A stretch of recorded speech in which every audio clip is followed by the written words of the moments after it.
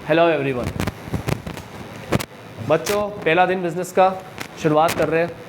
पहले इसका थोड़ा सा इंट्रो दे देता हूँ, बिज़नेस है क्या।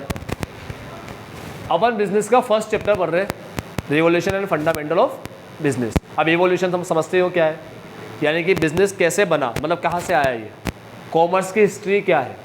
तो इस चैप्टर की शुरुआत होती है हिस्ट्री ऑफ कॉमर्स से। पहला पेज जो है ना इसका, वो है हिस्ट्री ऑफ कॉमर्स। यही है, नहीं पढ़ेंगे अभी, पहले पता तो पड़ जाए कॉमर्स और बिजनेस होता क्या है। याद रखना, कभी भी किसी की हिस्ट्री पहले नहीं पढ़ते। आज जब तुमने कंप्यूटर पढ़ना शुरू किया था सब्जेक्ट, तो पहले तुम्हें थोड़ी उसकी हिस्ट्री बता दी, यहाँ से आया, पहले कंप्यूटर पढ़ाया तुम्हें पता पड़ा कंप्यूटर होता है क्या है, चीज़ क्या होती है ये, ठीक है, ये मॉनिटर है, ये कीबोर्ड है, माउस है। फिर बताया भाई जो कंप्यूटर तुमने पढ़ रहे हो ना तुम लोग जो सब्जेक्ट, ये कंप्यूटर आया कहाँ से। तुम में से कुछ बच्चे भी ऐसे होंगे जिसको कंप्यूटर की भी हिस्ट्री पता नहीं होगी, कुछ बच्चों को, ठीक है, कुछ को पता हो, कुछ को ना भी हो, ठीक। मगर कंप्यूटर क्या होता है ये पता है, कंप्यूटर कैसे चलाते हो, चला भी पाते हो, ठीक है ना। तो हिस्ट्री हमेशा तब पढ़ते हैं जब चीज़ को पहचान ले, जान ले। अभी मैं किसी डिवाइस का तुम्हें हिस्ट्री बताने लग जाऊँ, किसी डिवाइस के बारे में, तुम बोलोगे सर डिवाइस कौन सा है, करता क्या है, पहले ये तो बताओ, हिस्ट्री बाद में बताना, पहले डिवाइस करता क्या है ये तो बताओ, ठीक है। आज छोटे बच्चे को तुम ऐसे बोलोगे ना, आप बेटा कंप्यूटर की हिस्ट्री बताता हूँ, सो जाएगा बच्चा तुम्हारी बात सुन, ठीक है।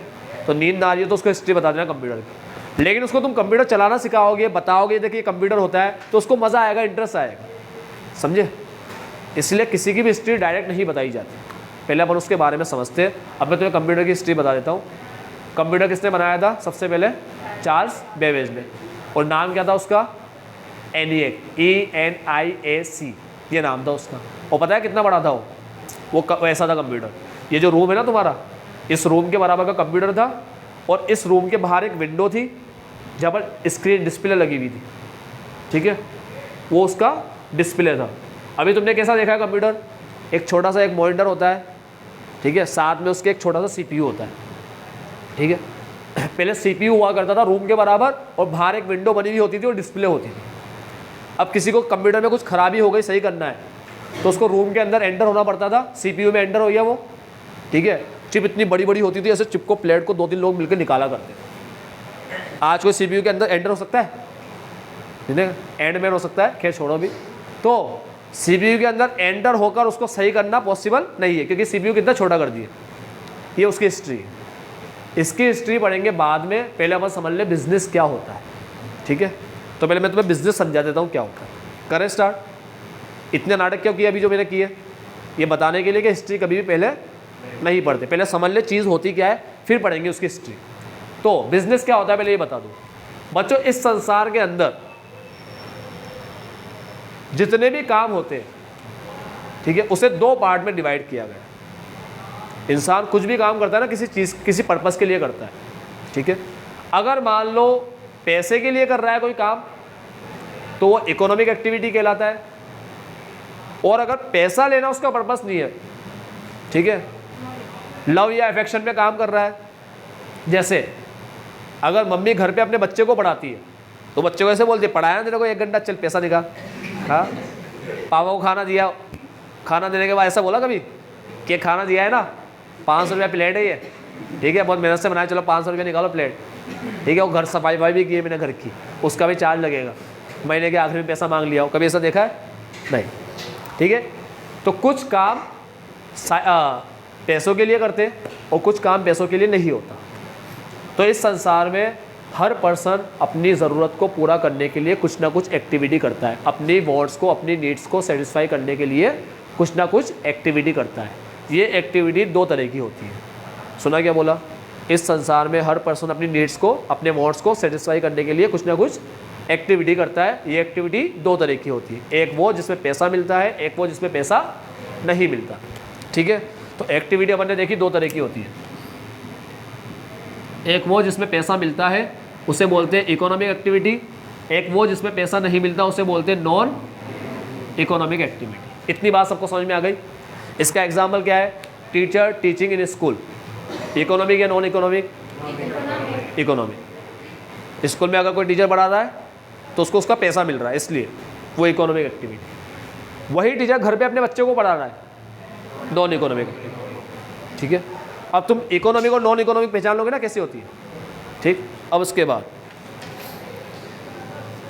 यहाँ पर बोल रखा है those activity whose objective is to earn money, वो सारी एक्टिविटी जिसका ऑब्जेक्टिव क्या है, मनी अर्न करना, रुपया कमाना, उसे इकोनॉमिक बोलते हैं। और उसके साइड में लिखा है मनी अर्न करना ना हो but to satisfy social, psychological और इमोशनल नीड्स। मम्मी जब घर पे बच्चे को पढ़ाती है तो इमोशनल और साइकोलॉजिकल नीड्स उसकी सेटिस्फाई होती है, खुशी मिलती है ना। क्या मम्मी ऐसे बोलते अरे यार देखो पढ़ाना सबसे बड़ा मेरे लिए दुख है, अरे ऐसे ही बोलती है, ठीक है, वो तुम्हें ऐसे ही बोल देती है कुछ भी, मगर उनका पर्पस ऐसा नहीं होता। तो मेरा जीना हराम कर रखा है, ऐसा बोलती है वो उससे बात, तुम चले जाओ एक बार जीना उससे ज़्यादा हराम हो जाएगा उनका, ठीक है। तो कभी ऐसा बोलना मेरे को आके कि सर हमारी मम्मी पढ़ाती है, कोई साइकोलॉजिकल नीड्स पूरी नहीं होती उनकी, मन मार के ज़बरदस्ती पढ़ाती है, ऐसे नहीं। हर बंदा कोई भी एक्टिविटी कर रहा होता है दो ही पर्पस, एक ही पर्पस के लिए, क्या, अपनी वांट्स को सेटिस्फाई करने के लिए। अगर उसके पीछे उसे पैसा मिले, मनी अर्न करना हो उसका पर्पस, तो इकोनॉमिक हो जाएगी। और मनी अर्न करना ना हो फिर क्या हो, सोशल, साइकोलॉजिकल और इमोशनल नीड्स को पूरा करना हो तो नॉन इकोनॉमिक हो जाएगा। ये समझ गए, ठीक। अब बिजनेस किसका पार्ट है बच्चों, इकोनॉमिक का या नॉन इकोनॉमिक, इकोनॉमिक का पार्ट, पैसा मिलता है ना बिजनेस में, ठीक है। तो बिजनेस जो है हमारा वो इकोनॉमिक एक्टिविटी कहलाती है। आओ बिजनेस के बारे में पढ़ें, बिजनेस क्या होता है। देखो बच्चों उसके नीचे तुम्हें कंसेप्ट ऑफ बिजनेस लिखा हुआ है टेबल के नीचे, ठीक है। कंसेप्ट ऑफ बिजनेस में लिखा है कि बिजनेस को कौन से वर्ड से लिया गया है, बीजी वर्ड से, बचकानी बातें।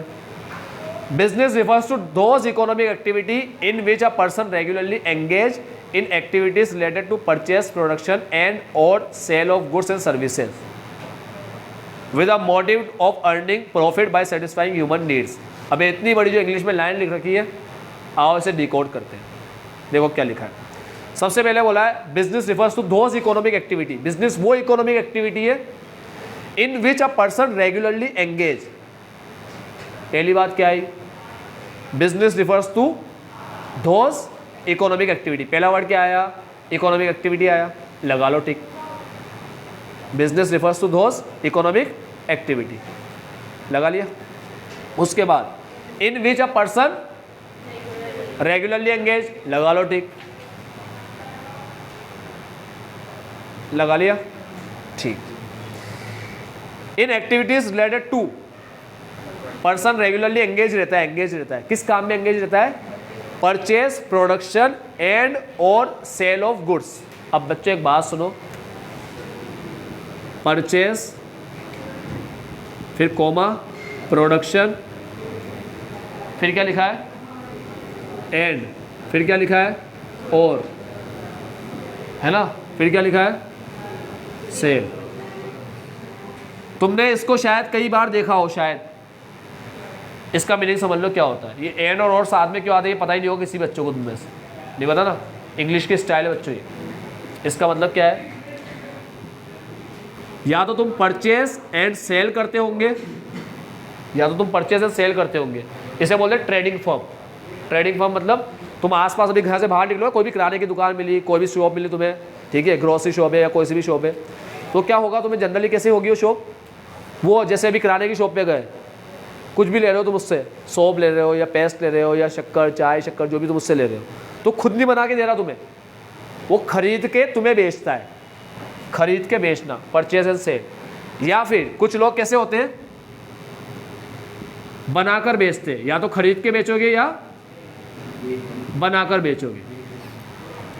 किसी का बिजनेस ये होता है कि वो खरीद कर माल बेच रहा होता है, किसी का बिजनेस ऐसा होता है जो बनाकर कुछ माल बेच रहा होता है, ठीक है। जैसे होटल वगैरह में जाते हैं, चाय वगैरह के वहाँ जाते हैं अपन, वो बनाकर अपन को बेच रहा है, बाबू टी स्टॉल, ठीक है, जोधपुर कचौरी वाला, प्रोडक्शन एंड सेल, वो बनाकर बेचता है, वो कचौरियाँ खरीद के नहीं बेचता कहीं से, समझ गए। तो ये दो तरह के काम होते हैं, दो तरह के काम। सक्षम बेटा एक गेट लगा दे आप, एक परचेज एंड सेल, एक परचेज एंड सेल और दूसरा प्रोडक्शन एंड। जब भी सेल दो बार आएगा ना तो लिखने का स्टाइल ऐसा हो जाता है, परचेज, प्रोडक्शन एंड और सेल। अब समझ में आया ऐसे क्यों लिखा है, ठीक है। तो जब भी तुम्हारे सामने इंग्लिश में कभी ऐसे लिखा हुआ है ना, उसका मीनिंग ऐसा होता है, परचेज एंड सेल और प्रोडक्शन एंड सेल। समझ में आया? ये इंग्लिश का स्टाइल, ऐसे लिखता है इंग्लिश। अब टिक लगा लेना किस पे? परचेज प्रोडक्शन पे, और एक टिक लगा लेना किस पे? सेल पे। तो बंदा किस में एंगेज रहता है? बंदा हमेशा हमेशा किस में एंगेज, हमेशा बोल रहा हूँ रेगुलरली, किस में एंगेज रहता है? या तो परचेज सेल में या प्रोडक्शन सेल में। समझ गए? इसमें हमेशा एंगेज रहता है। ठीक। With the motive of earning profit, with the motive of earning profit, तो टिक लगा लेना मोटिव ऑफ अर्निंग प्रॉफिट पे। By satisfying human needs in society, profit कमाने का मोटिव होता है और सोसाइटी की नीड्स को पूरा करना होता है। बच्चों, तुम्हारा प्रोडक्ट सोसाइटी की नीड्स को पूरा करेगा ही नहीं, ठीक है, तो कोई खरीदेगा उसको? नहीं खरीदेगा। अब मेरी बात सुनो, मैं तुमसे क्वेश्चन पूछूं तुम्हें बिजनेस समझ में आया क्या होता है? बिजनेस एक इकोनॉमिक एक्टिविटी होती है जिसमें बंदा क्या होता है? हमेशा रेगुलरली एंगेज रहता है। किसमें एंगेज रहता है? परचेज सेल और प्रोडक्शन सेल में रेगुलरली एंगेज रहता है। ठीक है, सुना? बिजनेस एक इकोनॉमिक एक्टिविटी है जिसमें पर्सन रेगुलरली एंगेज रहता है। किसमें? परचेज सेल, या तो खरीद के बेचने में या बनाकर बेचने में रेगुलरली एंगेज होता है। किस मोटिव से? प्रॉफिट अर्न करने के मोटिव से। By satisfying needs of society, society की नीड्स को पूरा करके। अब मैं तुमसे एक एग्जाम्पल बताऊंगा, तुम्हें बताना है वो एग्जाम्पल सुन के कि बिजनेस है या नहीं है। ठीक है, एक बंदा है राम, उसने अपनी पढ़ाई कंप्लीट करी और पढ़ाई कंप्लीट करने के बाद जो कोर्स था वो किसी को बेच दिया उसने। ठीक है, बिजनेस है या नहीं है? नहीं है बिजनेस। क्यों है? ठीक है, पैसा मिला, ठीक है, वेरी गुड। वो बिजनेस नहीं है क्योंकि रेगुलर नहीं है। राम का काम ये नहीं है रेगुलर बस यही काम करता रहता है, वो कोर्स ही बेचता रहता है, किससे भी लेकर बेच दिया कोर्स। वो तो बंदा पास हो गया, कोर्स ऐसे ही पढ़ा था, कोई मिल गया तो उसको दे दिया, उसका ये काम नहीं है रेगुलर बेसिस पे। ठीक है, चलो दूसरा एग्जांपल। तुमने किसी से सेकंड हैंड मोबाइल खरीदा 10,000 का सेकंड हैंड, तुमने 12 में बेच दिया किसी को। तुम्हें कोई कस्टमर मिला, उसने कहा मुझे मोबाइल चाहिए, तो तुमने खरीदा था यूज़ करने के लिए, वो कस्टमर ने कहा मुझे चाहिए, तो तुमने उसको 12 में बेच दिया। 10 में खरीद के 12 में बेचा। बिजनेस है या नहीं है? नहीं है। क्यों नहीं है? रेगुलर नहीं है इसलिए। चलो तुमने एक शॉप खोल ली सेकंड हैंड दुकान की, वहाँ पर सारे लोग आ जाते, अपना मोबाइल तुम्हें देते, ठीक है, सेकंड हैंड मोबाइल, तुम उसे दूसरे को बेच देते हो। जैसे तुम 10 में खरीद रहे हो किसी का मोबाइल, तो उसको 12 में बेच देते हो। किसी का तुमने 9 में खरीदा, 10 में बेच दिया। अब मेरी बात सुनो, वो शॉप तुमने खोली, अब तुमने क्या किए? शॉप खोलने के टाइम पे तुमने 2-3 मोबाइल तुम्हारे पास आए, ठीक है, उसमें से तुमने एक मोबाइल 10,000 में लिया था, बहुत टाइम होगा नहीं बिक रहा था, तो तुमने उसके 9 में बेच दिया। 9 10,000 का मोबाइल 9 में बेच दिया। ठीक है, ये बिजनेस है या नहीं है? है।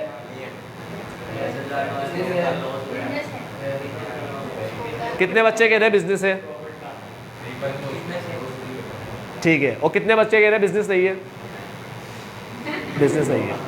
ठीक है बेटा, बिजनेस क्यों नहीं है? प्रॉफिट ही नहीं हो रहा, लॉस हो गया उसको, इसलिए नहीं है ना? बिजनेस है बच्चों ये। क्यों? मेरी बात सुनो, उसने देखो लाइन में क्या लिखा है, with the motive of earning profit.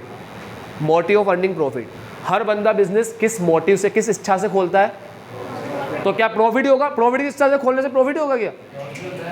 Loss भी होता है ना। मतलब तुम्हारी इच्छा प्रॉफिट थी तो क्या प्रॉफिट होना शुरू हो जाएगा? मतलब मेरी जो इच्छा रहेगी वो होगा। ये तो बहुत अच्छा काम हो गया फिर तो। ठीक है, मतलब बंदा तो कोई सा बिजनेस खोल के बैठ जाएगा। कोई बात, मैं दिख रहा हूँ।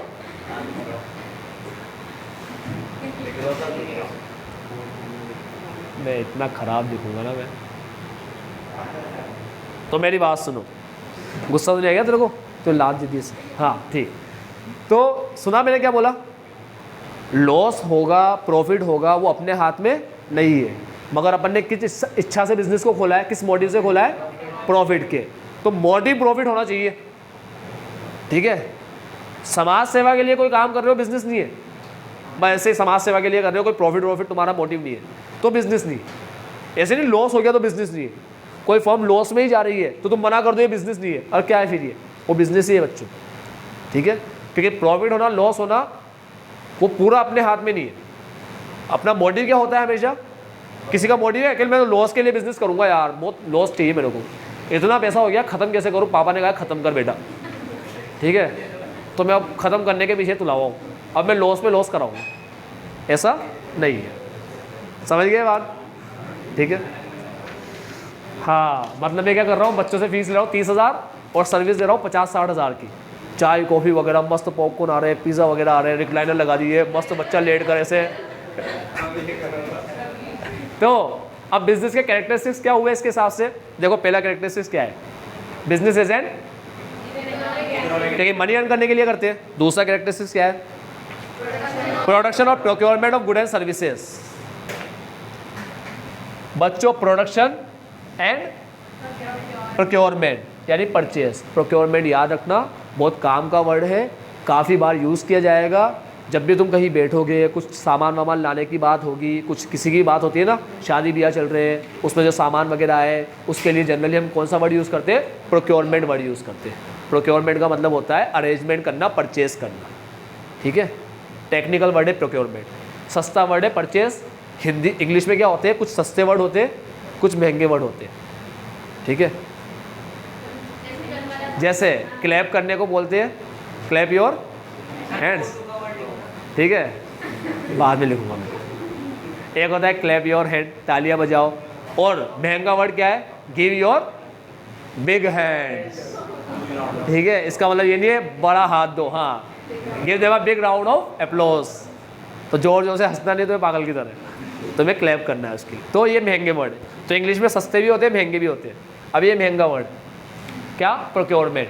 ये परचेस सस्ता वर्ड है, हर किसी को पता है, ठीक है। और एग्जाम में जितने महंगे वर्ड्स लिखोगे नंबर उतने अच्छे मिलते हैं। कोशिश करना टीचर को समझ में ना आ जाए बस। तो क्या लिखा है बच्चों? प्रोडक्शन और procurement of good and services. इसमें क्या है? Before goods are offered to people, people को, पर्सन को ऑफर करने से पहले, सोसाइटी को ऑफर करने से पहले वो गुड्स को क्या करना पड़ेगा? या तो उसे खरीदना पड़ेगा या उसे बनाना पड़ेगा, या तो प्रोक्योरमेंट होगा या प्रोडक्शन होगा, ठीक है। बिना प्रोडक्शन प्रोक्योरमेंट को हम लोग किसी भी गुड्स को ऑफर नहीं कर सकते। तीसरा पॉइंट क्या है बच्चों? सेल और एक्सचेंज समझते हो? सेल तो समझते ही हो। एक्सचेंज का मतलब होता है, एक्सचेंज इसलिए बोलते हैं क्योंकि हम प्रोडक्ट देते हैं और सामने वाले से पैसा लेते हैं, इसलिए एक्सचेंज वर्ड यूज करते हैं, ठीक है। डायरेक्टली और इनडायरेक्टली बिजनेस इन्वॉल्व ट्रांसफर और exchange of good and services for value. वही जो लाइन बोलता है हेडिंग में, वही लाइन बोलने लग जाता है अंदर मैटर में। If goods are produce not for the purpose of sale but for personal consumption, it can not be called as business activity. अगर कोई भी गुड्स खुद के यूज के लिए बनाया जाए, ठीक है, घर में पेड़ लगा दिए फल फ्रूट के, वो खुद ही खा रहे हो सारे घर वाले मिलके, बिजनेस है क्या? और बेच रहे हो, बिजनेस है क्या? हाँ, ठीक है। Dealing in good and services on regular basis, बढ़ जाओ आगे। रेगुलर बेसिस पे ही काम होना चाहिए, ठीक। अगर मान लो कोई कार आज बिकी और सीधा 1 या 2 महीने बाद बिकी, तो बिजनेस है क्या? है। अब नहीं बिक रही तो जबरदस्ती थोड़ी करेगा बंदा, मगर बिजनेस तो रेगुलर बेसिस पे चल रहा है। ऐसा तो है ही नहीं कि दूसरे दिन कोई कार लेने आएगा तो मना कर देगा, अभी नहीं दूंगा, अभी तो बेचिए कल, बार बार बेचूंगा क्या, अब 2 महीने बाद आना, ठीक है। या अब देखो मेरी बात सुनो, तुमने अभी 10वीं पास करके कोर्स बेचा, ठीक है, उसका दोस्त भी आ गया, भाई मेरे को भी दे, तो तुम क्या बोलोगे? दिमाग खराब है तेरा, 2-3 दिन कोर्स पढ़ूंगा तेरे लिए, 10वीं दोबारा पढ़ूँ मैं, ठीक है, एक ही तो कोर्स से पढ़ूंगा मैं, तो तुम उसको बेच सकते हो क्या दोबारा? नहीं, इसलिए बिजनेस नहीं है। अब कार तुम्हारी 2 महीने बाद बिक रही है, उसमें तुम्हारी गलती थोड़ी है भाई, तुम तो बैठे ही हो ना बेचने के लिए। दूसरे दिन कोई आएगा तो तुम मना करोगे, इतना सोचना है तुम्हें। ऐसे नहीं एग्जाम्पल में वो केस स्टडी में ऐसे लिख दे कि आज बिकी और सीधा 2 या 6 महीने बाद बिकी, तो तुम मना कर दो, बिजनेस नहीं है। रेगुलर बेसिस पे क्या हो रहा? रेगुलर बेसिस पे ही, अरे भले 1 साल बाद बिके, रेगुलर बेसिस पर ही है। तुम तो बेचना चाह रहे हो, दूसरे दिन भी कोई आता दे देते, तीसरे दिन भी कोई आता दे देते, एक साथ 2-3 आते तो भी दे देते तुम, मगर आई तो नहीं रहे कोई खरीदने, तुम्हारी गलती थोड़ी है। तो ये सोचना है तुम्हें।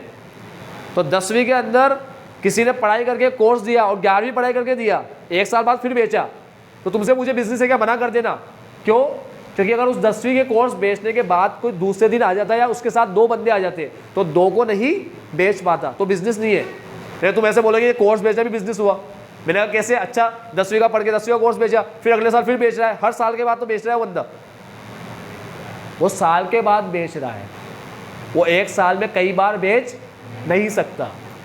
ठीक है, तो तुम्हें सिर्फ ये नहीं देखना कि माल कब बिक रहा है, तुम्हें ये भी देखना है कि उसकी सप्लाई रेगुलर है या नहीं है, मतलब वो कभी भी बेचने को रेडी है या नहीं है, रेडीनेस देखना है यहाँ पर, रेडीनेस टू सेल देखना है, समझ लो बात। तो केस स्टडी तुम्हें घुमाएगा, तुम्हें बोलेगा एक माल अभी बेचा है, एक माल सीधा 2 महीने या 6 महीने बाद बेचा है, तुमसे पूछा बिजनेस है क्या, तुम मना करके आ जाओगे नहीं है, क्यों, क्योंकि रेगुलर बेसिस पे नहीं हो रहा। ये मत देखना, तुम्हें क्या देखना है कि क्या रेगुलर बेसिस पे वो ये माल बेच सकता है क्या, कैपेबिलिटी देखना है, रेडीनेस देखना है। समझ गए मेरी बात? ठीक। उसके बाद प्रॉफिट अर्निंग। हर बिजनेस का मेन पर्पस क्या होता है, कर ही इसलिए रहे प्रॉफिट के लिए, लॉस होना शुरू हो जाएगा ना बंद कर दोगे बिजनेस। ठीक है, उसके बाद अनसर्टेनिटी ऑफ रिटर्न। बच्चों ये भी बिजनेस का फीचर है, सबसे शानदार फीचर है ये। क्या? Uncertainty of return. मतलब क्या कोई ऐसा बिजनेस देखा है कि जिसमें तुम ऐसे बोले कि भाई तू ये बिजनेस कर, हर महीने देखो गारंटी 50,000 मिलेंगे, कोई ऐसा बिजनेस है? या हर महीने गारंटी 1 लाख मिलेगा? नहीं, कभी 50 मिला, कभी 1 लाख मिला, कभी लॉस में चले गए, कभी 10,000 ही मिले, कभी 100 रुपये ही मिले, कुछ भी हो सकता है बिजनेस में। तो अनसर्टेनिटी ऑफ रिटर्न, रिटर्न की सर्टेनिटी नहीं है। रिटर्न सर्टेन, सर्टेन समझते हो तुम लोग? सर्टेन का मतलब होता है फिक्स। बिजनेस के अंदर रिटर्न फिक्स नहीं होते, क्या होते हैं? अनसर्टेन होते हैं, कुछ भी रिटर्न आ सकता है। और आखिरी और लास्ट क्या लिखा है? एलिमेंट ऑफ, कोई सा ही बिजनेस हो उसमें रिस्क का एलिमेंट तो होगा ही होगा। अब तुमसे कोई पूछे यार रिस्क का मतलब क्या है, तो ऐसे मत बोलना रिस्क है तो इश्क है। ठीक है, ये हो गई पुरानी बातें। रिस्क का मीनिंग क्या होता है? रिस्क का मीनिंग होता है पॉसिबिलिटी ऑफ लॉस और इनएडिक्वेट प्रॉफिट। सुन लो बच्चों मेरी बात, रिस्क वर्ड तो तुमने बहुत बार सुना होगा, अब रिस्क का मीनिंग भी सुन लो। आज तुमसे कोई पूछ ले रिस्क क्या होता है, तो उसको क्या जवाब दोगे? उसको जवाब देना पॉसिबिलिटी ऑफ इनएडिक्वेट प्रॉफिट और लॉस। लॉस होने की पॉसिबिलिटी ही रिस्क कहलाती है। बिजनेस में लॉस होने की पॉसिबिलिटी है क्या? है ना? तो बिजनेस रिस्की होता है। और जो बच्चा रिस्क लेने से डरता है, जो बंदा रिस्क लेने से डरता है, वो जॉब करता है, क्योंकि उसको पता है जॉब में पहले दिन ही मुझे बता दिया जाएगा कितना मिलेगा। अगर उसने कहा 25 मिलेगा तो ये मुझे हमेशा 25 ही देगा हर महीने। इसने कहा 50 तो ये हर महीने मुझे कितना देगा? रिस्क है क्या कोई? नहीं। जहाँ वो कम देना शुरू कर देगा, तुम छोड़ के दूसरी जगह ज्वाइन कर लोगे। ठीक है, और तुम क्या करोगे? हर साल डिमांड करोगे, 50 दिया, तुम बोलोगे 10% बढ़ाओ या इतना % बढ़ाओ। जनरल इंक्रीमेंट क्या होता है? 10% का होता है। तो तुम हर साल क्या करोगे? ज़्यादा की डिमांड करोगे। 50 है तो 55 बोलोगे, 60 बोलोगे। आई बात समझ में? तो जॉब कौन करता है? जिसको रिस्क नहीं लेना। ठीक है, और अपना कॉमर्स का एक फंडा है बच्चों, जितना ज़्यादा रिस्क उतना ज़्यादा प्रॉफिट। और वर्ल्ड का सबसे रिस्की जो बिज़नेस होता है, सबसे रिस्की बिज़नेस दुनिया का, वो होता है स्पेक्युलेटिव बिजनेस। स्पेकुलेशन सबसे खतरनाक बिजनेस है, इसमें सबसे ज़्यादा रिस्क होता है। हिंदी में बोलूँ तो सट्टा लगाना। ठीक है, सट्टा बाजारी सबसे रिस्की बिजनेस है। सट्टा नहीं समझते तुम लोग? स्पेकुलेशन भी नहीं समझते? बेट वगैरह लगाते हैं ना, जैसे वो ड्रीम 11 में टीम बनाओ, है ना, टीम बनाओ, जीत गए तो रुपया मिलेगा, नहीं जीते तो नहीं मिलेगा। शेयर्स खरीदो, प्राइस बढ़ गई तो रुपया मिलेगा, कम हो गई तो नुकसान में जाओगे। तो शेयर मार्केट में क्या होता है? शेयर मार्केट स्पेकुलेटिव मार्केट है। शेयर मार्केट अगर तुम्हें बढ़ाने के लिए आया तो तुम्हारे गाड़ी बंगले सब हो जाएंगे, और अगर गिराने पे आया तो सीधा रोड पे लेगा या पूरा गिरवी कर देगा, तुम्हारा फैमिली बिक जाएगी पूरी। ठीक है, घर वर नहीं, फैमिली मेम्बर को ही बिकवा देता है वो, ऐसी ख़राब हालत हो जाती है। सट्टा बहुत ख़राब चीज़ है। इसलिए शेयर मार्केट के अंदर जो कमाने के लिए आता है ना, जब कमाने पे आता है बंदा, हर्षद मेहता का नाम सुना है? अगर नहीं सुना तो हर्षद मेहता की एक सीरीज थी स्कैम 1992। ठीक है, हाँ, उसका डायलॉग है रिस्क है तो इश्क है। अगर उसको तुमने देख रखी हो तो कोई सेंस बनता नहीं है। ठीक है, और अगर नहीं देखी हो तो 12वीं के बाद तो ज़रूर देखना। ठीक है, मिडिल ऑफ 12 के बीच में ज़रूर देखना, और उसके पहले अभी देखना हो 11th में, तो मुझसे मिल जाना, एक लेक्चर दूंगा, उस लेक्चर के बाद देख सकते हो तुम लोग। ठीक है, क्योंकि हर्षद मेहता की जो मूवी है ना, जो सीरीज़ बनाई है उन लोगों ने, वो सीरीज़ शेयर मार्केट के ऊपर है पूरी। तो जिसको शेयर मार्केट की नॉलेज नहीं है उसको समझ में नहीं आया, इसलिए जिसको भी देखना हो ना पहले तो एक लेक्चर ले लेना मुझसे सीरीज़ देखने के पहले का, ठीक है। अब वो सीरीज़ में क्या है बच्चों, हर्षद मेहता वर्ल्ड का सबसे अमीर आदमी बन गया था, वर्ल्ड का। जितना रुपया हर्षद मेहता ने जितने कम टाइम में कमाया ना, उतना आज तक किसी ने हिस्ट्री में कमाया नहीं, और ना ही मुझे लगता है कि फ्यूचर में कभी कमाएगा। इतना रुपया हर्षद मेहता ने कमाया था, ठीक है। और कैसे कमाया था वो जब तुम शेयर के बारे में जान जाओगे ना, तब मैं तुम्हें बताऊंगा। हर्षद मेहता की सीरीज़ देखने के लिए शेयर्स की नॉलेज होनी बहुत ज़रूरी है, बहुत ज़रूरी। शेयर्स की नॉलेज होगी ना, तभी जाके वो सीरीज़ समझ में आएगी क्या है। तो स्पेकुलेटिव बिजनेस सबसे रिस्की बिजनेस होता है बच्चों, सट्टे बाजारी का बिजनेस सबसे खतरनाक होता है। पैसा कमाने पे आओगे तो करोड़पति बन जाओगे, करोड़पति। बारिश होगी पैसों की, बारिश समझ में भी नहीं आएगा तुम्हें चल क्या रहा है। और जब गंवाने पे आओगे, ठीक है, जब कुंडली में शनि आ जाएगा तुम्हारी, बस ऐसा पैसा जाएगा ना फ्लो के साथ कि पूरा ज़ीरो, बैंक बैलेंस ख़त्म, सीधा रोड पे। इसीलिए बिजनेस में क्या होता है, एलिमेंट ऑफ रिस्क, रिस्क होता ही होता है। तो क्या लिखा है इसके अंदर देखो, रिस्क का मीनिंग क्या है बच्चों, प्रोबेबिलिटी ऑफ इनकरिंग लॉस और अर्निंग इनएडिक्वेट प्रॉफिट। बच्चों बेटा पापा के पास आया, पापा ने कहा बेटा प्रॉफिट कमाया, बच्चे ने कहा हाँ कमाया पापा। प्रॉफिट नहीं कमाएगा, आपका बेटा है। पापा ने कहा कितना कमाया बेटा, साल भर में 100-200 रुपये तो कमा लिए पापा यार, चलेगा क्या ये? अरे महीने भर में भी 100-200 नहीं चलेंगे, 1000 भी नहीं चलेंगे। इनएडिक्वेट प्रॉफिट, प्रॉफिट नहीं कहलाता, ठीक है। तो इनएडिक्वेट प्रॉफिट और लॉस, इनएडिक्वेट प्रॉफिट और लॉस, ये क्या कहलाता है? हाँ, इसके होने की प्रोबेबिलिटी क्या कहलाती है?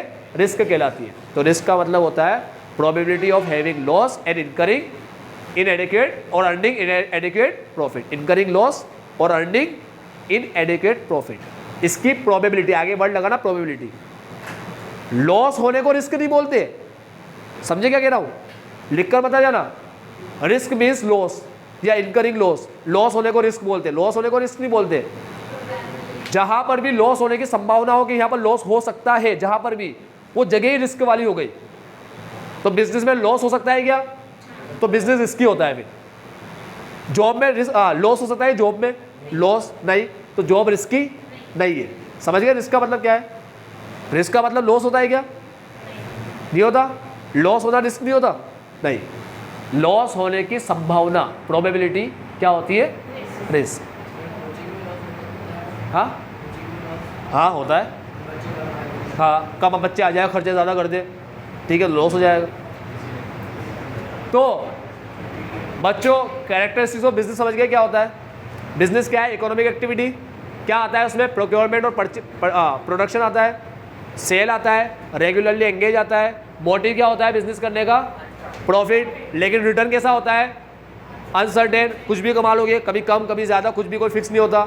और क्या होता है बिजनेस के अंदर? Present element of risk. ये बिजनेस के कैरेक्टरिस्टिक्स से फीचर्स, समझ गए? और अगर तुम ध्यान से देखोगे तो बिजनेस के जो मीनिंग थे, जिसमें मैंने तुम्हें टिक लगाए थे, वो मीनिंग ही कैरेक्टरिस्टिक्स है।